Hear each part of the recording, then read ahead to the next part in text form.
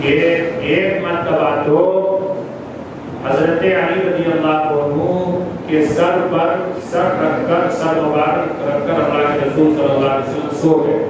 نیند لگی. عصر کی نماز کے بعد کا واقعہ. سورج ڈوب گیا، غروب ہو گیا، سورج ڈوب گیا. حضرت علی رضی اللہ عنہ نے آپ صلی اللہ علیہ وسلم کو نہیں جگایا، بیدار نہیں کیا. کیوں؟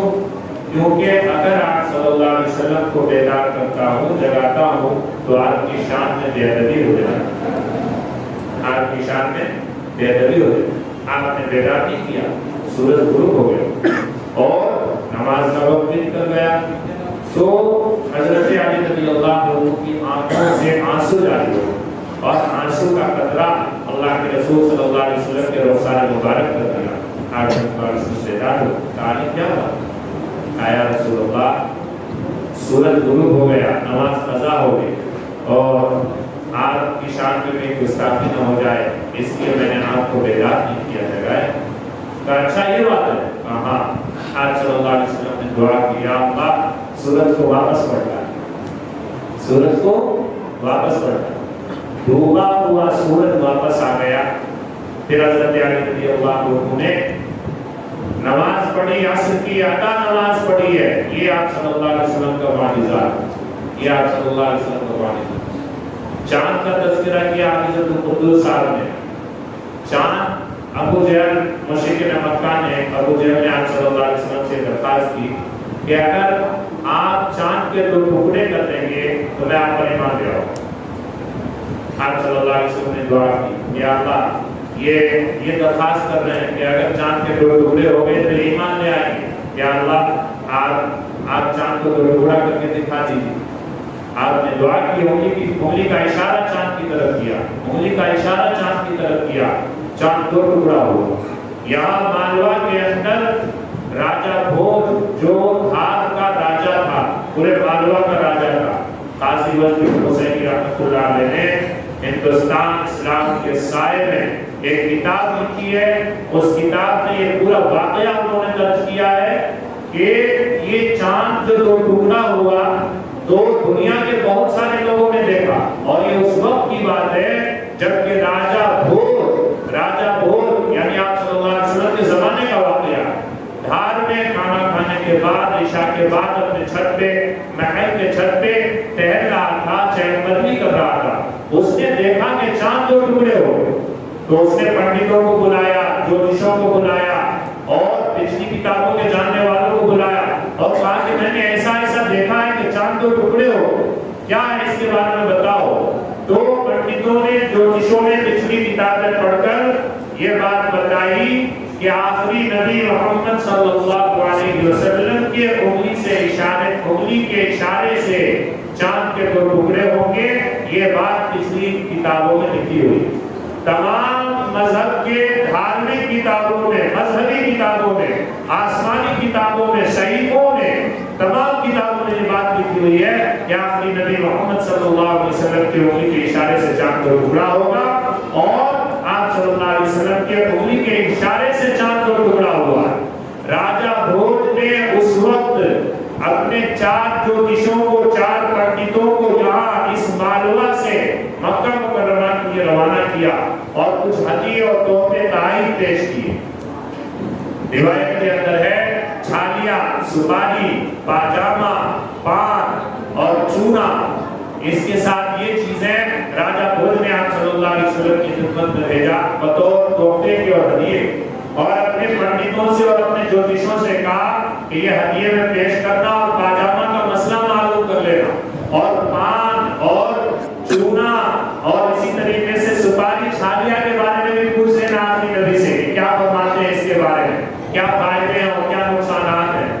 بہرحال یہ 4 پنڈت جوتشی جب گئے اللہ کے رسول صلی اللہ علیہ وسلم کے پاس تو آپ صلی اللہ علیہ وسلم نے ان 4 کا استقبال کیا. آپ نے مہمان نوازی کی، آپ نے عزت اور اکرام سے نوازا اور عزت اور اکرام سے نوازنے کے بعد آپ صلی اللہ علیہ وسلم کی صحبت اور آپ کے اخلاق کو دیکھ کر، آپ کے کردار کو دیکھ کر اور آپ کی اچھی اور پیاری زندگی کو دیکھ کر، آپ کی صحبت میں رہ کر یہ 4 ایمان میں داخل ہو. یہ چاروں ایمان میں داخل ہو گئے. خود نہ تھے جو راہ پر اوروں کے ہاتھی بن گئے، وہ کیا نظر تھی جس نے مردوں کو مسیحا کر دیا.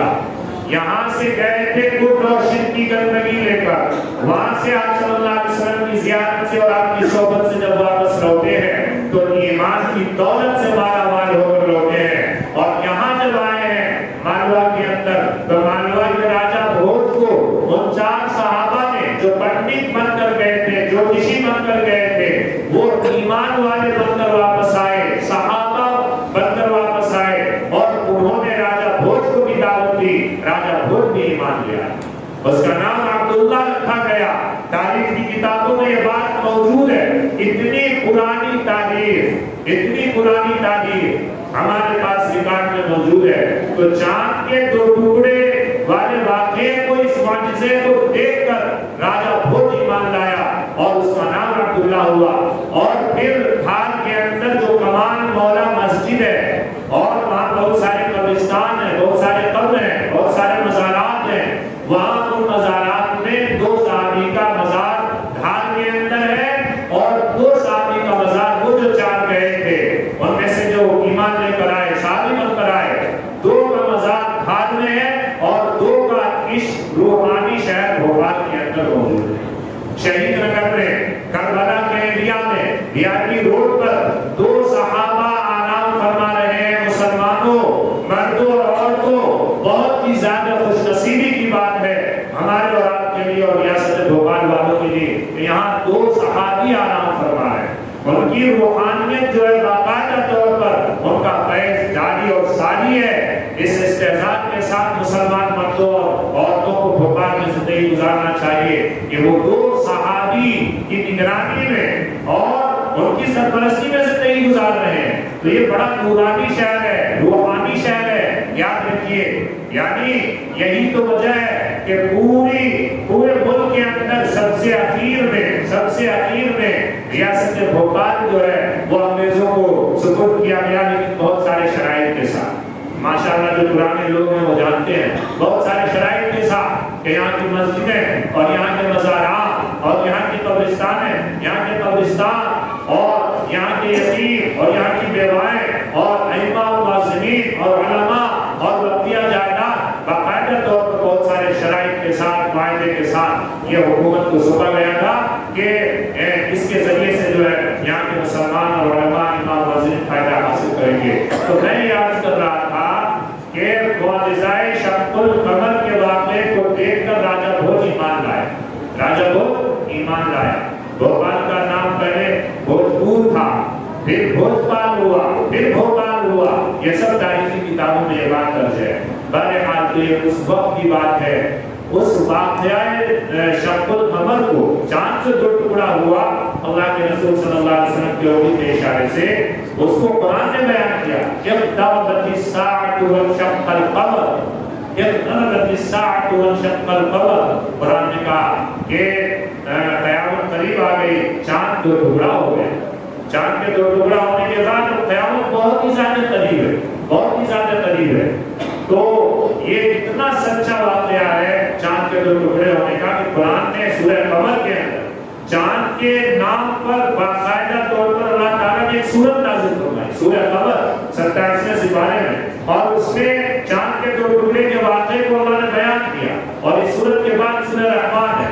تو بہت ہی اہم سورت پاک ہے سورہ قمر. بہرحال خلاصہ یہ کہ اللہ کے رسول صلی اللہ علیہ وسلم کا معجزہ چاند میں بھی ظاہر ہوا اور آپ کا معجزہ سورج میں بھی ظاہر ہوا.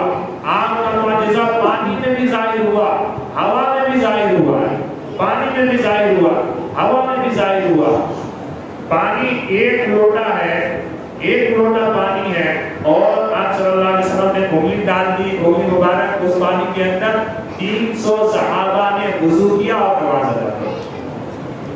300 صحابہ نے وضو کیا اور نماز ادا کی. آپ دیکھیے برکت تو دیکھیے، پانی کے عالم میں، چاند کے عالم میں، سورج کے عالم میں اور درخت میں.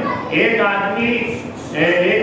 آدمی آیا اور اس نے اللہ کے رسول صلی اللہ علیہ وسلم سے فرمایا، اے رسول اللہ، اگر یہ درخت آپ کے پاس چل کر آ جائے تو میں آپ پر ایمان لے آؤں.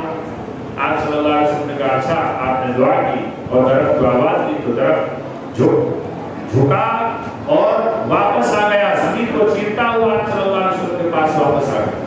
وہ صاحب جو تھے وہ ایمان لے۔